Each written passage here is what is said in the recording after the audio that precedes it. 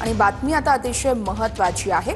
दादा मला माफ करा। भाजप आमदार महेश लांडगे यांची दादांना श्रद्धांजली अर्पण करतानाच ही प्रतिक्रिया आहे। महापालिका निवडणुकीत अजित पवार विरुद्ध महेश लांडगे असा सामना बघायला मिळाला होता।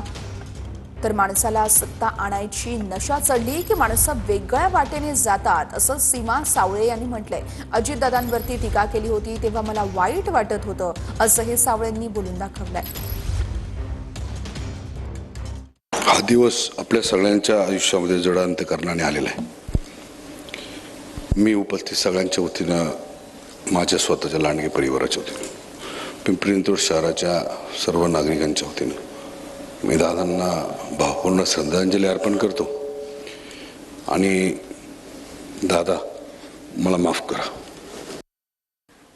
ज्यावेळेस तुमचे शब्द घरंगळत होते, दुःख होत होतं दादा, अजय दादांना तुम्ही अशा भाषेत नाही बोलायला पाहिजे होतं म्हणून वाईट वाटत होतं।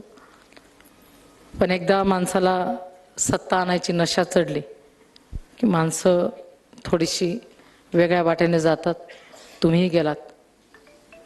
सत्ता कुणापासून कोणाच्यासाठी आणायची होती मला माहीत नाही, कारण राष्ट्रवादी काँग्रेस, भारतीय जनता पार्टी, शिवसेना सगळे राज्यात एकत्रच आहेत।